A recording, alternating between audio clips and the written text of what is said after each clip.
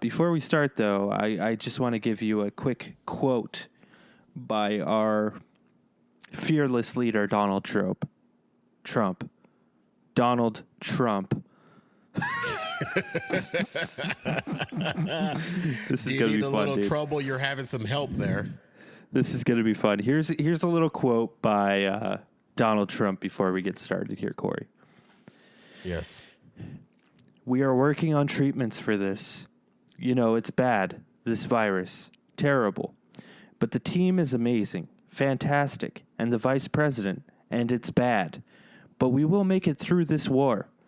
It is a war. Terrible, we are testing. Tests. And I have ordered the FDA to remove blocks. There are blocks, lots of blocks for medicine. Treatments, yes, treatments soon.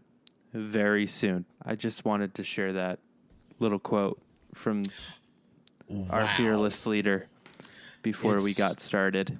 It sounds like everything else he's ever said. Yeah, I really related to that one. So I say we start the show, eh? A? A. Margarita A? Margarita A. All right, here's the music. You're so wasted.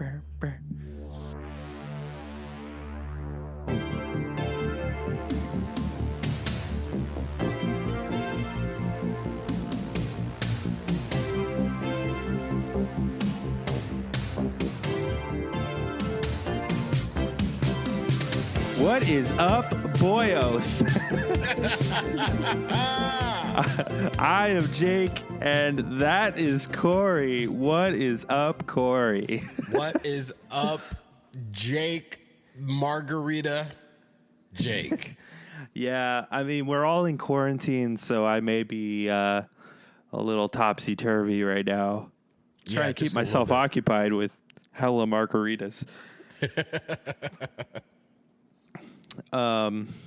Yeah, I don't want to like jump right into the corona shit. I'd like to just talk about some other shit if you want for a second.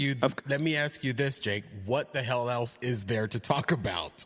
Well, I'll tell you. You know what's a good thing to talk about? Have you been watching Tiger King? I have not, but it has consumed my social media feed.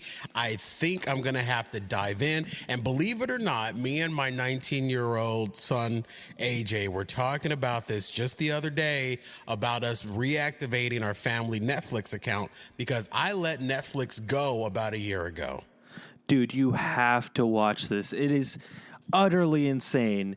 There is a man who is gay with 2 husbands. There is a man who runs a sex cult that is revolved around tigers. There is a woman who potentially killed her husband.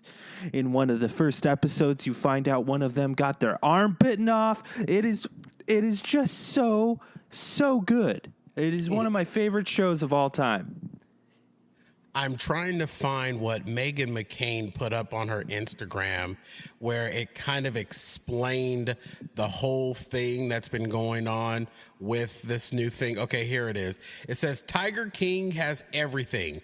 Tigers, lions, murder, a gay redneck throuple, a one-armed lesbian, alligator arson, mullets, pizza made from expired Walmart meat, a zoo-based sex cult, a crazy cat lady, and country songs about tigers and gay love. Dude, it is so stinking good.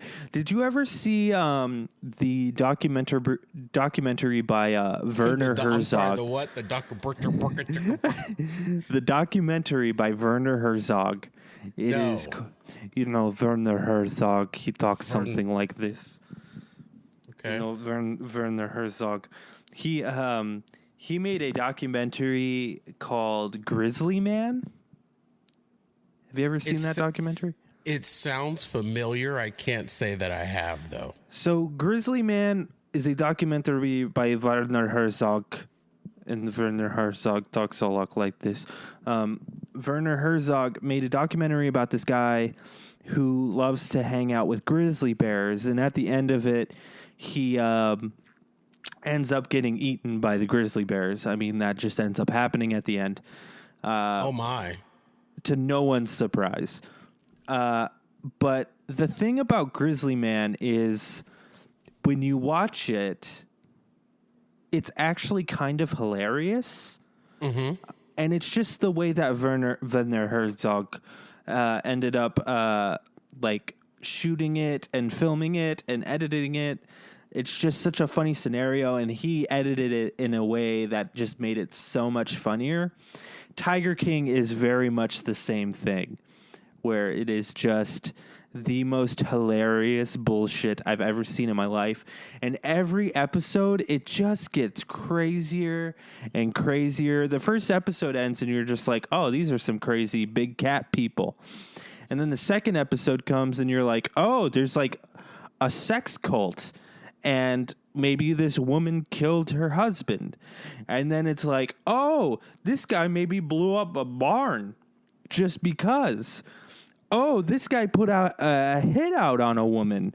Like it gets nuttier and nuttier as you go on. It is one of the greatest documentaries, and I couldn't think of anything better to watch during quarantine to get your mind off of the bullshit that's going on than this documentary. God bless them. God bless Netflix. Let me ask you this. Is there any nudity in it? There's a lot of cat nudity. I don't care for cat nudity. If there's no nudity in it. There's some sexy women, part of the sex cult. Cats. But there's no nudity in it. Yeah. Did you see the movie? Did you see the movie Cats? The reanimation of the cats from the stage play Cats. Right, it's the Broadway play, but it's the live action version. Yeah, well, CG, but it's live action. No, it's because James Corden was in it.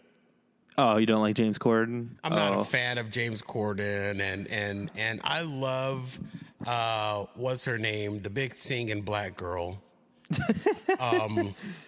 I can't remember her name off the top Jennifer of my head. Hudson. Jennifer Hudson. I love Jennifer Hudson, but I can only take so much of her. Touch me. She did a great performance. I won't lie. Yeah. And Taylor Swift, she comes in and she's like, McCavity. It's so good. But apparently there's it's been recently revealed that originally there was a version where all the cats had buttholes. Oh. Yes. Cat butthole is definitely something on my list of never to see. Yeah, speaking of cat nudity, there is buttholes in Cats, the CG version. There's buttholes, but then also Jason Derulo was in that Cats remake, right? And I remember reading an article about him being pissed that his bulge was edited out. Yeah, apparently his bulge was way too big and they had to edit it. I never wouldn't have any problem with that. I don't know. I can't relate to that at all. I mean, why wouldn't they edit it? Was he really that surprised that they'd edited his fucking cock out of the movie? The only thing that's in the movie from all of these actors are their voices and their faces. Their bodies are completely CGI. Yeah, sort of, but it still like molds their like body proportions and stuff. Yeah, super 20% of their body. That was another thing, is it looked really weird.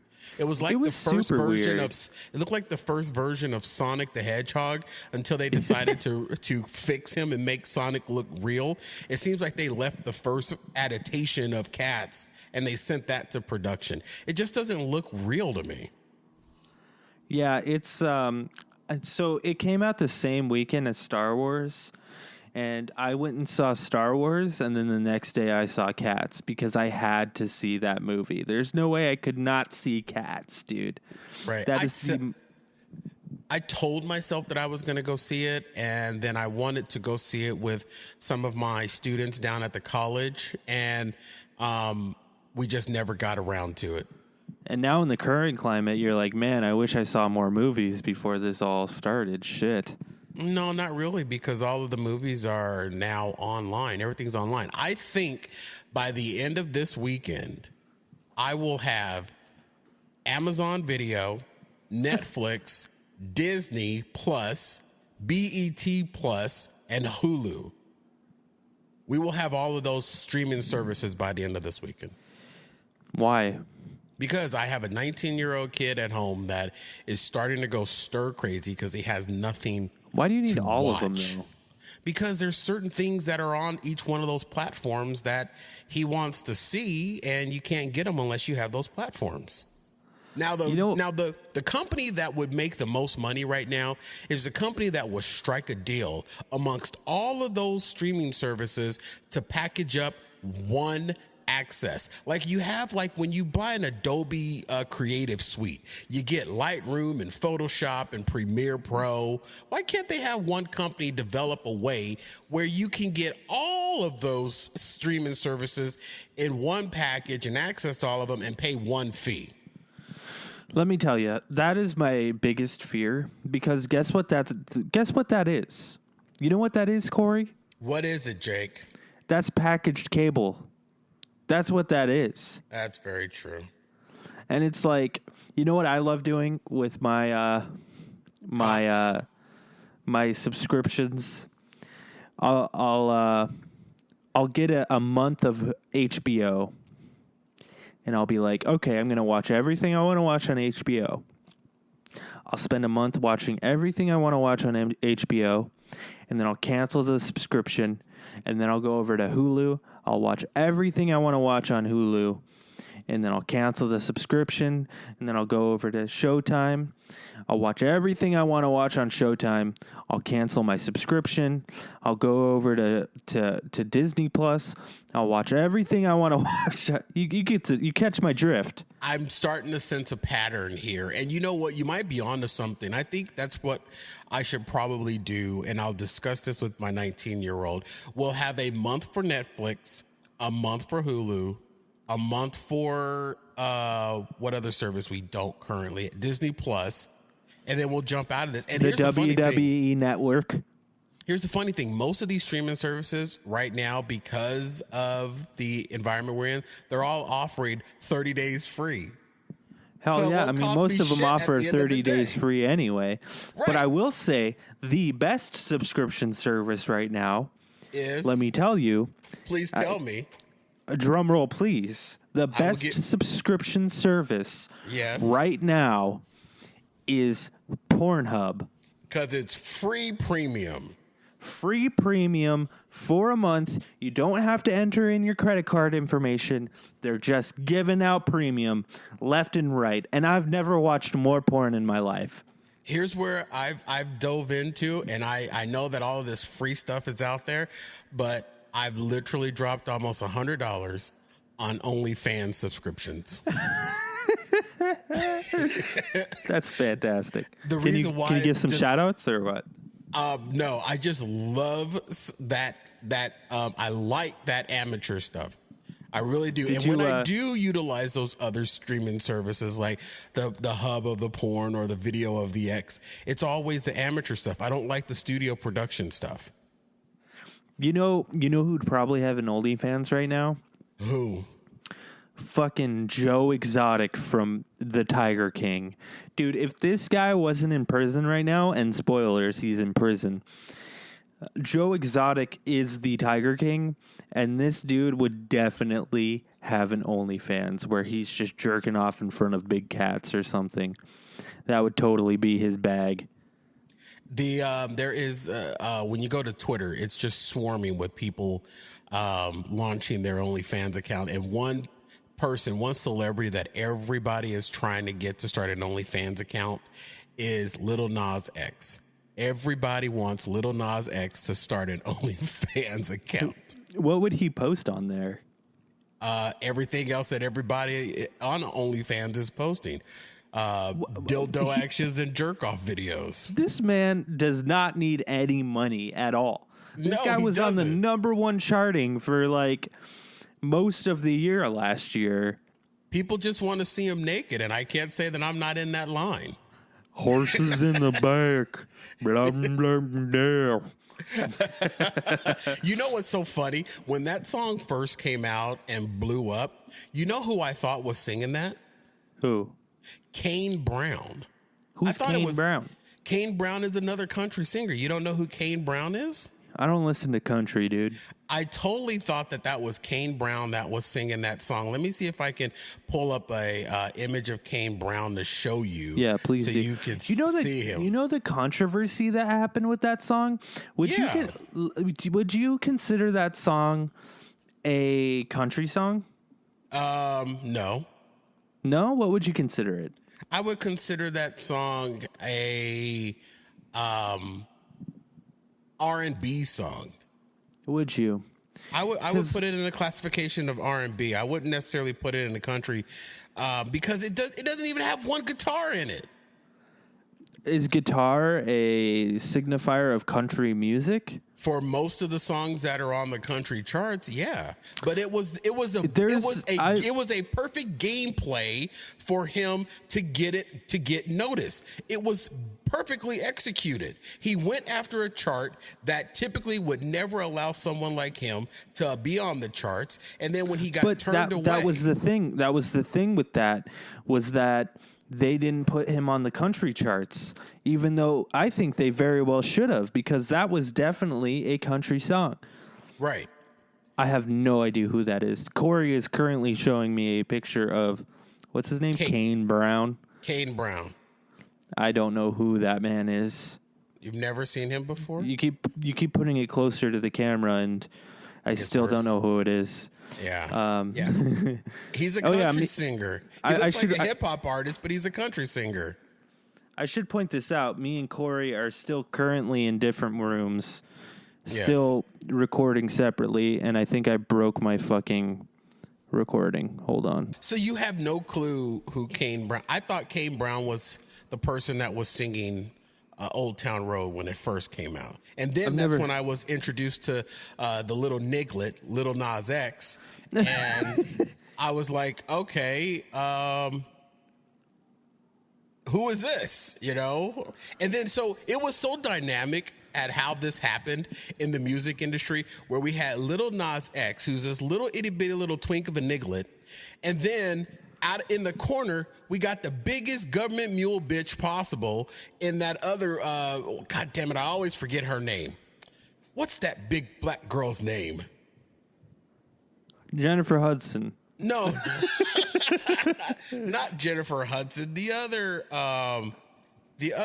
other chick. God dang it. Cardi B? No, not Cardi B. Lizzo. Lizzo, damn it. Yeah, Lizzo. So they could not be any two different types of people. Mm-hmm. Little itty bitty little wafer, 12-pound Lil Nas X, and then you got government mule ass Lizzo on the other side, and they both come out and then blow it up. And then the music industry decides to give us another absolutely out of this world type personality with that other chick that comes out and she just seems like she's crying through all of her songs. Who, Billie Eilish? Billie Eilish. Don't even start talking crap about Billie Eilish. I love her. I'm not talking crap about I love her. I'm not talking crap about any three of them. I'm just saying she's so good. It's so amazing how the industry gave us three totally different atmospheric individuals in 2019. It was amazing. So when I heard Billie Eilish, I was blown away. I thought everything was great, and the production value of her work is fantastic. It's some of the best stuff I've ever heard. Lil Nas X, he takes irony and like joke songs to like a next level where you're like, this is actually like a catchy ass song and it's a total joke. And you can't even, and like old people that hear it think it's a serious song, but it's totally a joke and it's fantastic. It's genius. But Lizzo, I remember the first time I heard Lizzo, and I had never seen a picture of Lizzo, but I remember hearing it on the radio. I got into my car, and for whatever reason, I had the radio on. I never listened to the radio, but today I did.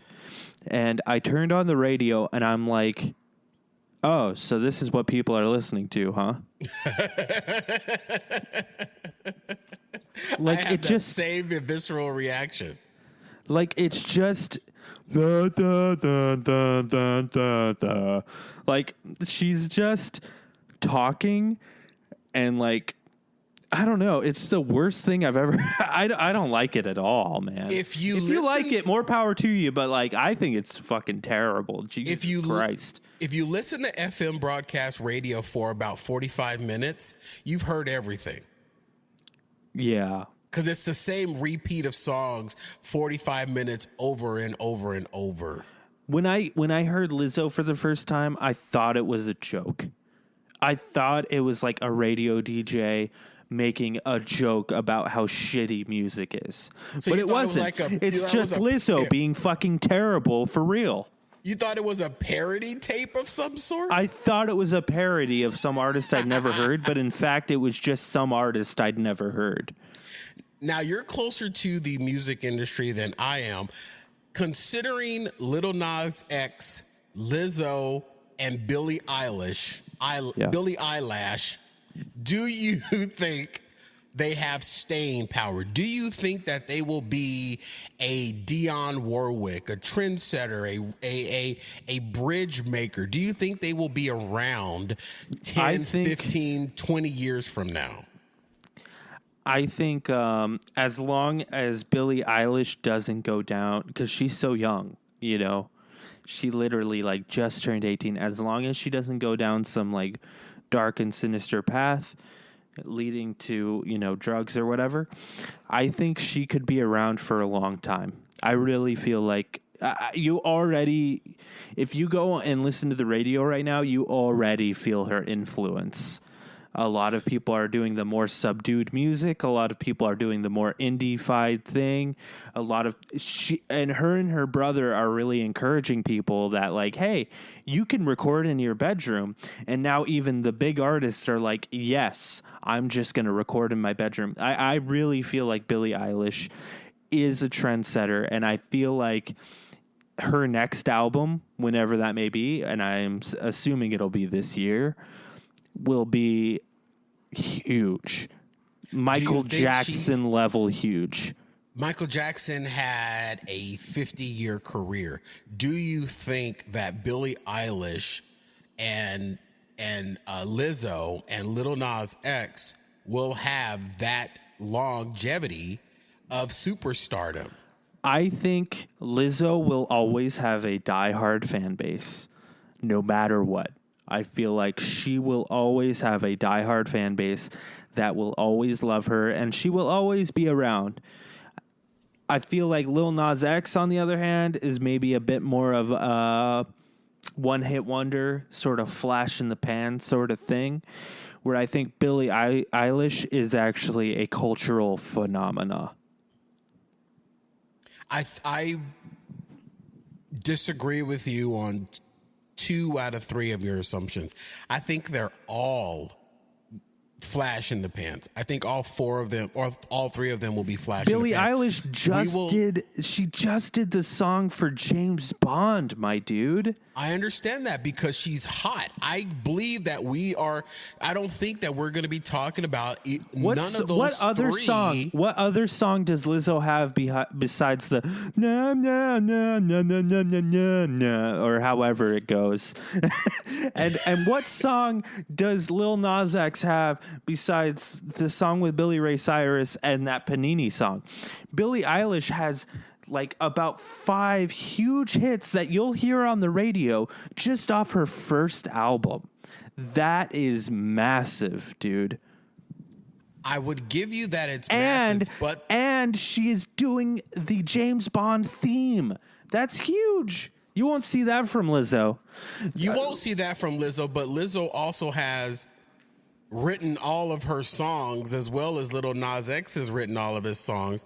Billie Eilish is, you just mentioned James Bond song. That song's been around since 1944. No. It's an original song that her and her brother wrote for James Bond. And her and her brother wrote all of the songs. That's not original. It's Golden Eye. It's not GoldenEye, but it does have that same like it has that in that. It's not GoldenEye. Oh. It's called No Time to Die, which is the name of the new movie as well. I don't think any three of them, I don't think we're going to be talking about them 15 years from now. And here's another reason. I disagree. I think Billie Eilish is going to be around forever. Here's another reason unless Billie Eilish is like, I don't want to do it. And I think Billie Eilish, if you look at her, it seems like her family is a huge support system. And it seems as though that if she wanted to step down, her family would back her on that 100%, which you don't see from artists, which is probably why Michael Jackson was around for so long, because people were just pushing him and pushing him and pushing him. Where if maybe Billie Eilish is like, you know what, I just want to stop. I could see that happening too, and I think if she does stop, it would totally be her decision.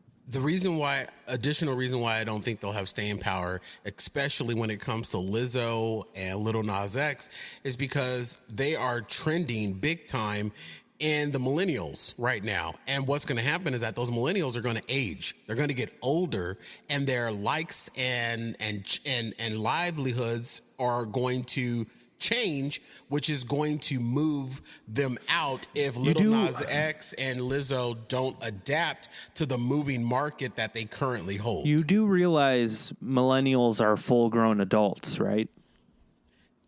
They're not full-grown adults at 30 years old. You're a full-grown adult at 30. The thing with Lil Nas X is he was more of a Gen Zer, where a lot of the like kids were into him. So I could see that just being a flash in the pan. Lizzo too. And when you look at Billie Eilish, I've seen a lot of people that are older in their 40s that are like, Billie Eilish is just different and fresh. I don't know. There's just something different and fresh about Billie Eilish, where there is something different and fresh about Lizzo, I will admit. I'm not sure if I like it. That to me just seems more of like 80s wearing neon sort of thing, where I feel like Billie Eilish's style and her brother's style is actually a cultural phenomena. It reminds me a lot of like Nirvana back in the 90s. Imagine if Kurt Cobain did not pass away, unfortunately. He'd still be around to this day, don't you think? I wasn't aware of a lot of Nirvana back in the Kurt Cobain days. I probably heard them in passing, but I don't think that Billie Eilish is another. I feel Kurt a Cobain. cultural phenomena to the level of Nirvana with Billie Eilish, or to the level of, I don't want to say Michael Jackson, because there's no way to relate them really, because the difference between Michael Jackson and Billie Eilish is Michael Jackson will forever have the best-selling album with Thriller. Billie Eilish will never get that because people don't buy albums. So there's no way to really measure that metric. I don't think they have. I don't think we'll be talking about them in 15 years. We'll see. We'll get together in 15 years. We'll mark it on our calendars now. But it's interesting the way that you see it. Thank you. So you want to talk about some Corona shit or what? I'm almost corona'd out, man. It's like I've got some things to say about the COVID-19, or COVID-19 rather. SARS-CoV. Maybe we should bring back anthrax. Maybe that'd cure COVID. Okay, so it doesn't have so much to do with the virus, but it has to do with what's the word? It has to do with the reaction. All right, I want to bring up this topic, and I'd love to know what you think about this. We live in Phoenix, right? Yes. I think it's okay to say that. We live in Phoenix. Our cases are up to maybe 1,000 right now, maybe just under 1,000. everything's shut down, and that's probably for the better, right? Would you agree with that? I would agree. Yeah. Big events, concerts, but you can still go out and no one's gonna. You could still go and hike a trail right now if you wanted to. You could still go walk your dog if you wanted to. If you wanted to go over to a friend's house, you're more than welcome to. And that's just on you. But I'd say most people here are self-quarantining, right? Would you agree with that? I would agree with that 100%. Now, let's flash up to Washington. Okay? Up in Washington, they just passed a new law that says if you go out and you're not going out just to go to work or get food supplies, you can get fined $1,500 and be sent to jail for up to 30 days. How do you feel about that? I'm all in. You think so? 100%. Now, I'm a little torn on it. Okay. And let me tell you why. Please. Since when does the government have the power to do that? If they can do that right now, what says they can't do that when there isn't a pandemic? That's where the problem comes in. They can do that now because of the pandemic. There is no way in hell that they can do that outside of the confines of a pandemic. There is no way. What's the difference now between versus when we're not in a pandemic? The answer is in the question, the pandemic. Because right now, right. it is an argument. If everyone's self-quarantining, keeping to themselves, and this is going to be, I'm going to say some unpopular shit right now, because this has been on my mind, and I don't give a fuck. I'll say whatever the fuck I want. I'm also drunk, so I'll say whatever the fuck I want. I'm going to get canceled for this. Let's do it. But you own the show. You're going to cancel yourself. Every episode, my goal is to be canceled, because once I'm canceled, people will know my name. Anyway. No one knew who Louis C.K. was before he jerked off in front of people. Anyway. That's what you need to do. Start jerking off in front of people. Anyway. No. Listen, this is for real. I'm actually thinking this. Most people are quarantining here, right? And we don't have that law where if you go out, you'll be fined, right? You're self-quarantining yourself, right? Yes, I am. And my family. You're staying in your house? Yes. So what difference does it make to you if some person wants to go out and hike a fucking mountain trail and put that little bit of risk? It's a little bit of risk to go hike a mountain trail. And who is the government to decide what I can fucking do and what I cannot do? For them to shut down businesses and the interiors of businesses and shutting down unessential businesses right now, that makes sense. But as soon as you start infringing on people's as individuals' rights, it's as an individual. Where do we cross? Where is the line drawn? Where at what point do you say this is too far for the common cold? It has been, for as long as history has been written, an underlying understanding that if you aren't feeling well, stay away from other people. We've gotten away from that, where people don't understand that anymore. So I understand your question as far as what's to stop the government from restricting us into our homes when outside of the confines of a pandemic. And legally right now, nothing.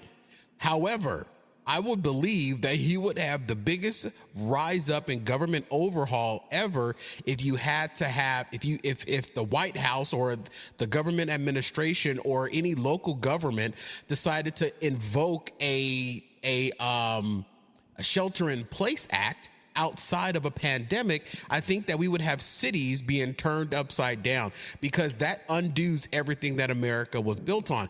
But in the confines of a pandemic, they have they have to invoke the right, because they took an oath. Our local government officials, I'm not talking about the federal government, our Right. local government officials, they took an oath to serve and protect. And one way to protect people, because it has been proven scientifically in other places around the world, that when you have people that are taking shelter in place, you stop the spread of diseases. Yes, that is true. But who are they to say I can't go out if I don't want, if I'm willing to risk it? Who are they to say I can't go out? Who are they to say that I'm going to get fined for leaving the confines of my house? It's a scary prospect for me, dude. This is a step too far for me. I can see where you feel like it's a scary step. However, there are rules on the books in many states where fines are connected to those laws and those rules. And then when it comes up to a point of court, a lot of times those fines are lesser or possibly even more. So I think that in this instance, where the state of Washington, which is a hot spot for the coronavirus right now, because But it's not just Washington. It's also Oregon, where Oregon only has about 50 known cases right now. So Oregon is being proactive, and Right. Washington is a hot spot. But here's the thing. These governments are making these calls. Well, the CDC, who are the ones that are actually looking deep into what's going on with COVID-19, the CDC isn't even saying to do this. The government is practicing their own medicine right now. They're not listening to the CDC. The CDC isn't saying we need to lock down to the point where people can't even leave their houses on their own fruition. The CDC right now is saying don't gather in groups more than 10, stay 6 feet apart, wash your fucking hands, and only really go out if you need to. It's not saying we need to fucking lock down the entire country to the point where we will fine you $1,500 and send you to prison for 30 days. That is not what the CDC is saying. So the government is practicing their own fucking medicine right now. I think that what the state and of it's local government, as you said, it is the local government. But at what point does our national government start taking this? And at what point does the national government say we can always practice our own medicine? Well, at what point does the government say you can't leave your fucking house because of the flu? You shouldn't be leaving your house because of the flu anyway. And we shouldn't have to depend on the government to invoke that as a law to shelter in place. And let me speak to what you just said. The CDC is not telling government offices to shut down their cities. You're absolutely right.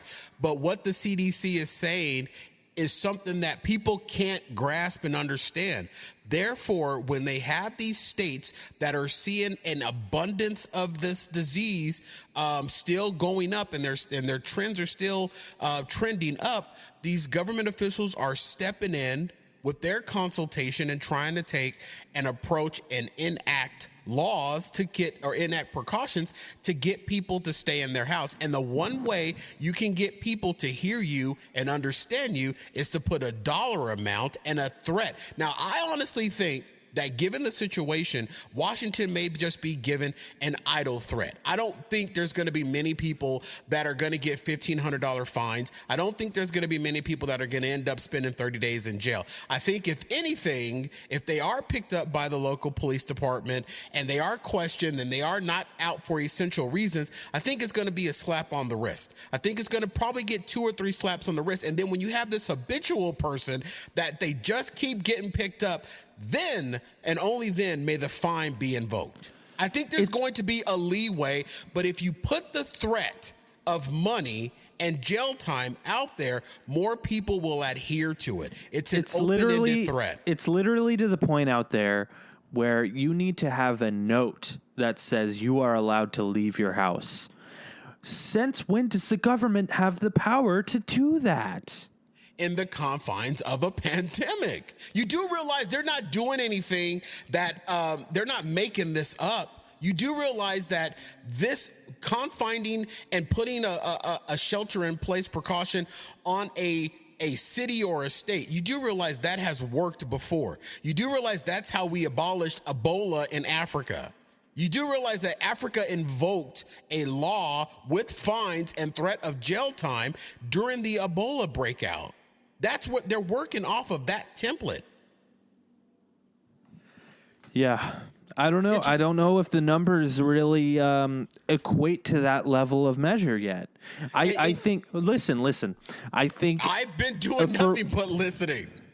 For the numbers that we have right now, shutting down big concerts, shutting down restaurants, basically destroying our economy. That's already going to make a huge dent. If you look even at California, where it's a huge problem in California right now, the hospitals are not overridden right now.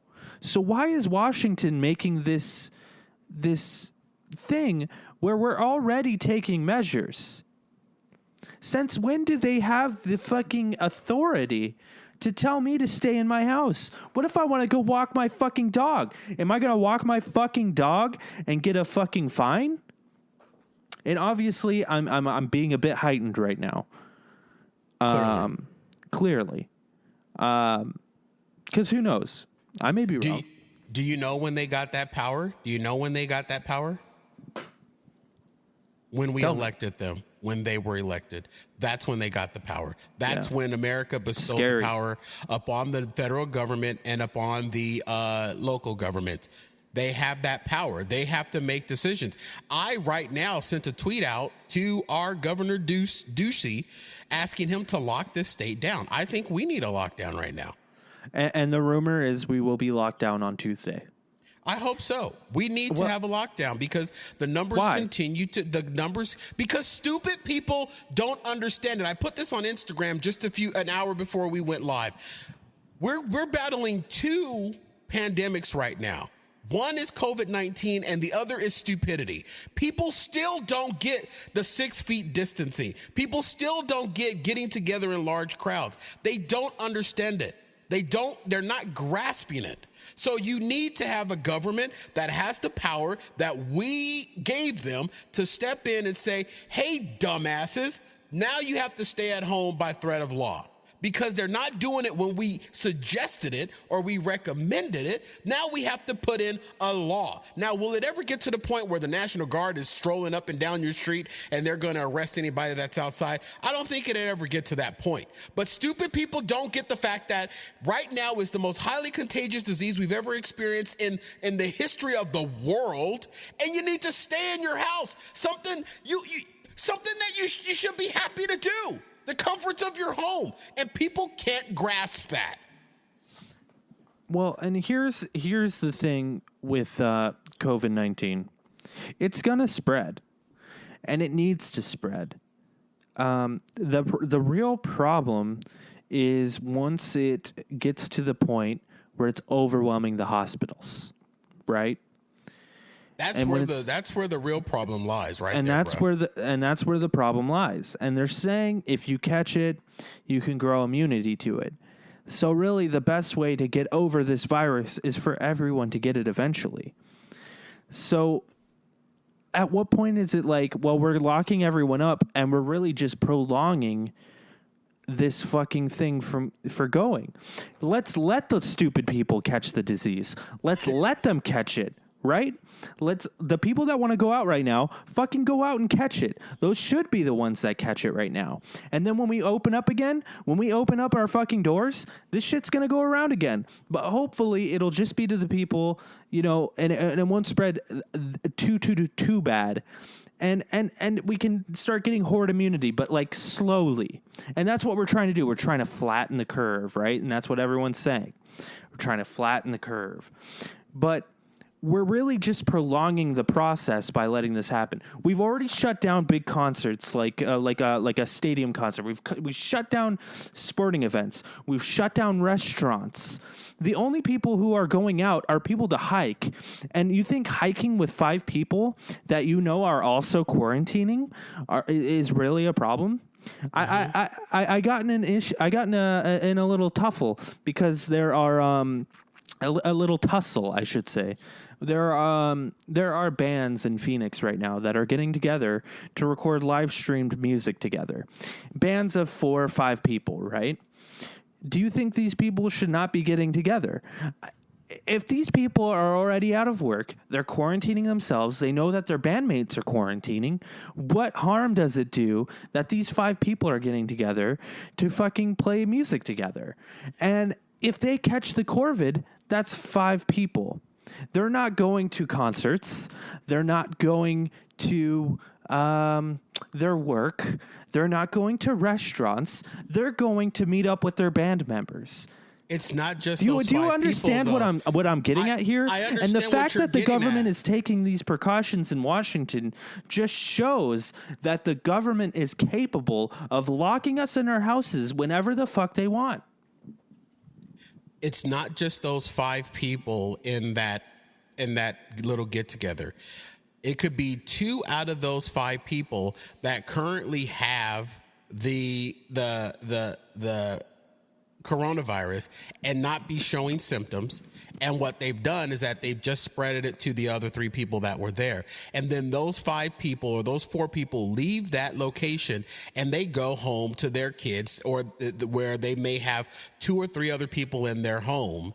And then now they have it. And then that person may then, okay, my friends next week are going to have another concert. And instead of 5 people, now, 7 people are going to be there because it's still under the number of 10.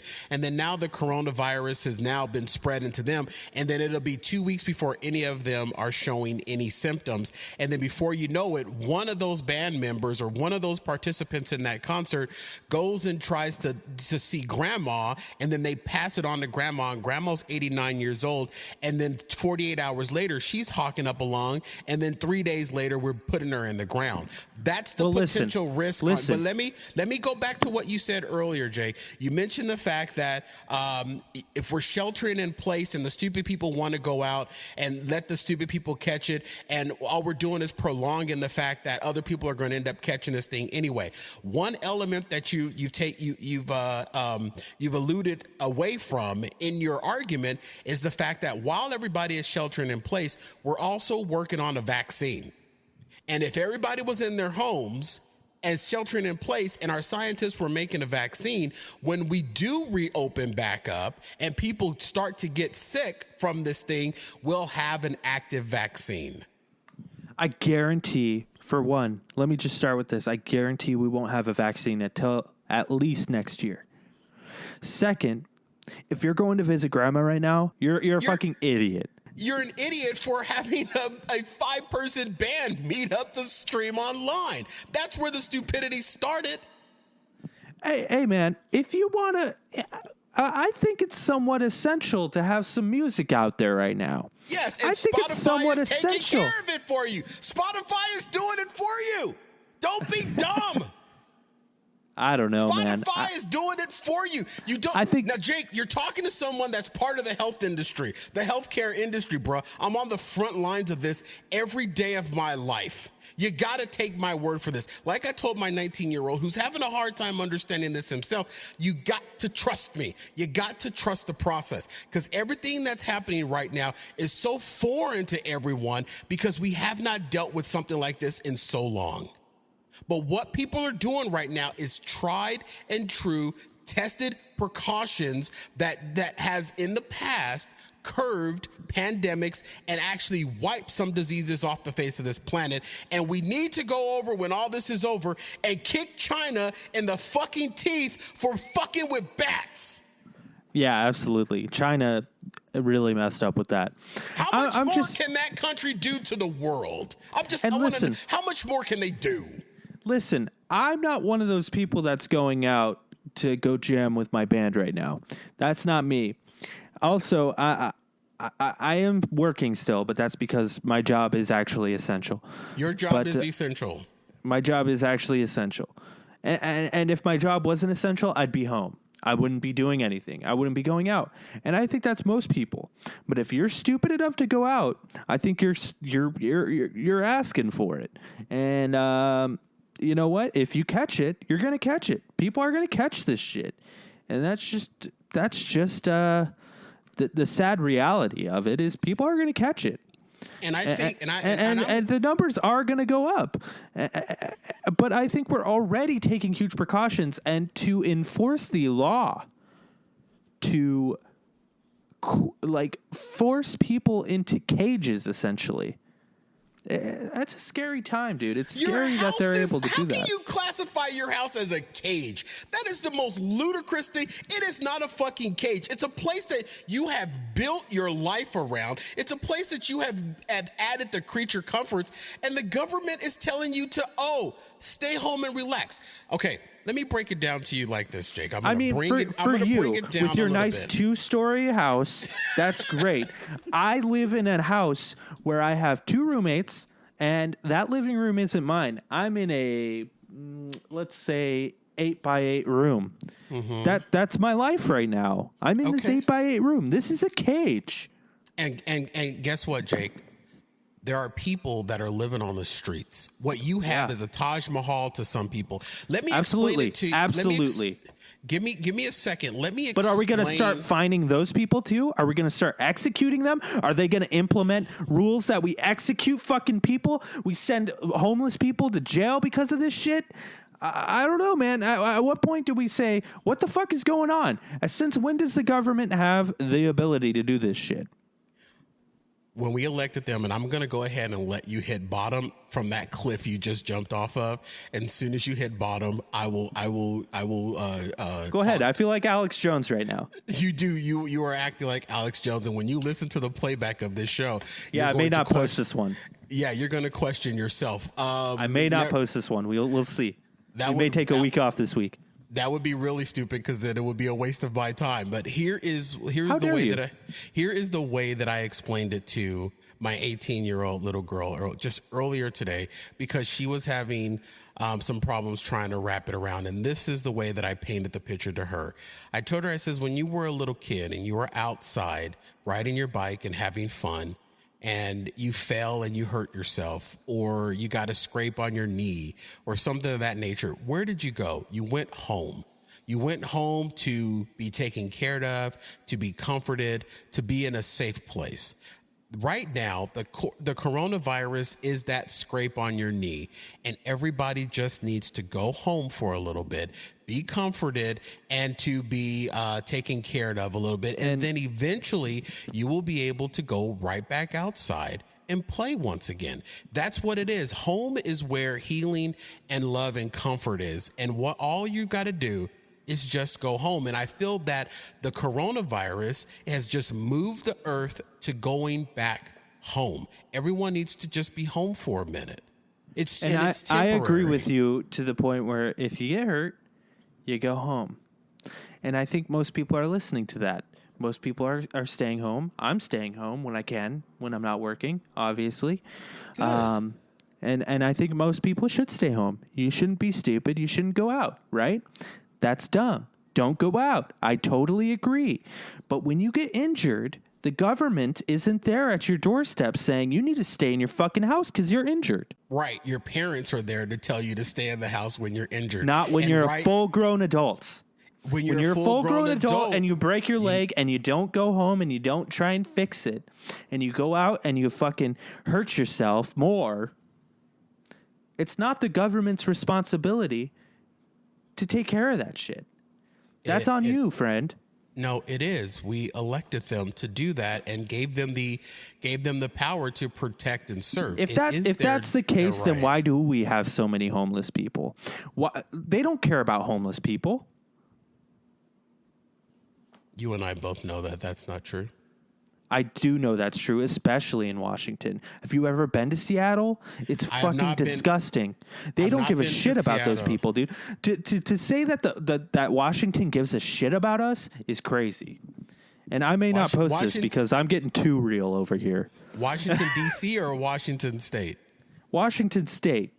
I said Seattle. Oh. But Washington, D.C. doesn't give a fuck about us. They give a fuck about what's going on in their paycheck. And they give a fuck about moving up the ranks so they can have those fat-ass paychecks too. I can't say that I sign off on that. But I know that I've experienced people that do echo that sentiment. Yeah. I don't know, man. This has gotten... People see it the way you see it. I'm not going to say that they don't. And I know that I'm counter-arguing you. But, dude, I've come across more people that do see it the way that you see it, where they feel like it's a little bit of government overreach. What you're explaining, Jake, is government overreach, and it's a threat that we have been dealing with for the last 10, 20 years of government overreach. And you're right. If it is outside of the confines of a pandemic, what's to stop them from invoking shelter-in-place orders in the future? You know what I mean? Just because they want to. There's nothing that's stopping them from that. But I believe, and I'm choosing to believe, that the American people would never allow something like that to happen. I don't think... Well, and that's why they don't do it, because they know the American people would push back on it. But just the fact that they have that power is pretty fucking terrifying, don't you think? It could be terrifying knowing that you empowered someone. I mean, dude, we're experiencing it right now. We empowered some orange-faced dude to run this country, and we gave him too much power, and that's why he was impeached on misuse of power. You know, so I understand your fear is real with a lot of people. And we're about to elect a guy who's fucking senile. It's crazy. It's crazy, dude. Oh, Grandpa Joe. Dude, Joe Biden, I saw Joe Biden recently.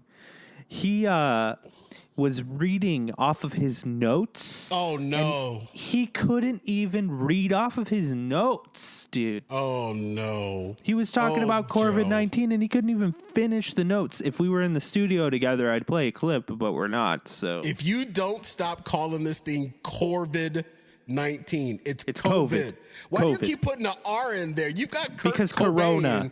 You got Corona. Kurt Cobain on your brain. It's because Corona, so If you want to call it COVID-19, I'm going to call her Billie Eyelash. It's William Eyelash. Thank you very much. I love your passion.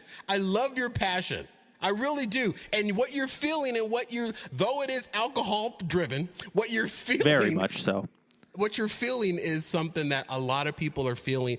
I genuinely think everyone should stay home. I really do feel that. I don't want anyone to catch this shit, right?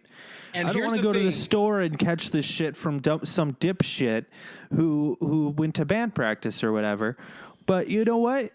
Just order your fucking groceries online and get them delivered to your door. Now let me real quick, two quick things. One, someone that you and I, a mutual friend, well, I don't know if we classify him as a mutual friend, but someone you are aware of that will remain nameless, and someone that is very, very close to me, it's listener week, Gail, isn't it? Yeah, that's it. It has actually been exposed to someone at his job that tested positive for COVID-19. And he has one of those jobs where it's an essential job. So there is let's just say that that's my biggest fear, man. Thursday night was a very, very emotional night for that conversation. Here's the second thing in regards to ordering your food online. I'm a fat dude, so I need to make sure that I got my food. I have never in my life had a running grocery list on the Walmart grocery app, the Safeway grocery app, and the Fry's food grocery app. Here's the reason why. Because somebody, like Walmart will have something that Safeway won't, Safeway will have something that Fry's won't. So what I do is that I check, and then sometimes Walmart will have pickup times and Safeway and Fry's won't, or vice versa beyond the three. So what I do is that I have a running list of the same items on every one of those sites, and whoever has the most items that day that I go and I log in, that's who I order from. That's my new grocery pickup game that I'm playing. Yeah, I mean, it's kind of the game everyone's playing. If anyone's like listened to every episode of the show, which I know for a fact, if you're listening to this right now, you probably haven't. But I think this is going to be one of our best shows. This is going to be one of the best shows ever. Thank God they don't have a video component where they can see my face. I'm going to get so much hate because people are going to misconstrue what I'm saying. Whatever. Because hate sells, fear sells, and that's what the media is doing right now. So you just aligned yourself with everything else that everybody else is doing. But if anyone is listening to this, people know that I work with the special needs. I work with the developmentally delayed. I went to the store recently, and my company has 6 different homes who each have 4 different guys, at least, in their homes, right? So I went to the store to try and get toilet paper for each of the homes. I walked out with 4 different packages of toilet paper. Yeah, I'm surprised you got 4. I almost got beat up. And I had to explain to these people, listen, I have a group home that I'm trying to run. I have, like, these people need this shit more than you could possibly know. Okay? So, and this includes gloves and shit like that. So, would you see someone buying more than you think is necessary, keep that in mind. They may need it for something that you don't understand. Just before you start passing judgment on people. That's a really good tip, and you kind of opened up my eyes to that. Now, number one, I'm not going into any grocery store. I can't bring myself to do it. I literally can't. I mean, I was shaking in my boots just going to the post office last night at 11 o'clock at night because I'm just so protective. I won't say fearful because I'm not fearful, but I am protective of who I come in contact with. But you know what? That's a very good point because there are people out there. Now, I will say that 2% of the population are probably out there shopping for an organization like where you work, but the other 98% of the hoarders that are out there are the ones that are unfortunately given a bad rap to the people that are actually out there buying for a multitude of people. We are certainly an outlier. Yes. But before you start giving someone shit, how about you go up to them and say, hey, what's the reason that you're buying all this? You know, instead of just going into attack mode, ask. This is a time for everyone to start to come together and really start to experience what everyone's going through. Hey, man, why are you buying so much toilet paper? Is that for you and your family, or is that because of some other reason? Now, who should ask that question? The other patrons or the store management? Who should ask? It should be the store management, but it should also be the guy who comes up to me and says, hey, fuck you. It should also be that guy. And that guy no one should actually, even human kindness, no one should approach someone in that way anyway, whether people it's toilet acting paper like crazy, or not. Dude. 20 million people fucking died of the flu. Not even 1 million people have died of coronavirus yet. Yeah, so have calm you done the that? Fuck down. Yeah, have you done that math where we haven't flattened the curve of the flu, and more people? We haven't even gotten close to the number of people that died during flu season. You know, so it's like it's a lot of manufactured fear. Yeah, with calm this the whole fuck down. entire thing. And that fear, and this is what I'm saying, Cory. This fear is extending to our local governments. And this is why they're passing laws that the CDC hasn't even recommended that they make. I don't think it's I see what you're saying, but I don't feel that it's our government officials are governing out of fear. Number one, fear is a human emotion, and it's normally accompanied by empathy. And a lot of our government officials don't possess empathy, so I don't think they would be able to possess fear either. But fear sells, and if they say, "Hey, we passed this law, you should reelect us because now, what do you we think took about precautions." What do you think about Ducey, who hasn't put that in the state of Arizona? But Ducey, I think, has done exactly what he should do, and that is, it's not shelter in place. It's what's the word for it? It's he shut down self-distancing, and he did enact the social distancing, and and he did enact one executive order for non-essential business. That's the only executive order he's put out. And I think that's where Arizona should be right now. Oh, no, I'm sorry. 2 executive orders. The other executive order that he put out was activating the National Guard. And when he did that, everybody thought, oh, my God, the National Guard is going to be rolling tanks down my street. No, National Guard is at St. Mary's Food Bank putting food boxes together. They're out helping Fry's Food and Drug Store get milk on their trucks a lot faster. People thought that the National Guard enacting it in Arizona was meaning that they was going to turn into a police state. Here's the thing about National Guard. Joe, who lives next door to you, is in the National Guard. You don't have to worry about the National Guard. No. All right? The National Guard is actually what it says. They're here to guard the nation, and they're in every area. You don't have to worry about the National Guard. They're the guys that go out and save it when Katrina hit. Those are the guys that hit the tornado alley areas. That's what the National Guard is. National Guard is not out to say this, arrest and shoot people. I think Ducey has handled this really well, and I'm not a huge Ducey fan. I'm not either. But I think he's handled this exactly how he should. I don't think he's taken it too far. I don't think he's handled it too little. I think he even took action too soon. I think he's done a fine job. I think also that what he has done, he took action done more than Trump. Soon. That's for sure. Definitely. I will say this, that coming from a place of knowledge, because I know a couple of people. Just like Rick Harrison over here. I know a guy. Arizona, as of yesterday morning, has only 30 outstanding COVID-19 tests. That means that there are 30 pending tests that are sitting in our labs, either public or corporate labs, that need to have a rendering done to them. There's 30. Now, the reason why we jumped from like 150 to 300 in one day is because we got to that backlog of 150 tests that were waiting.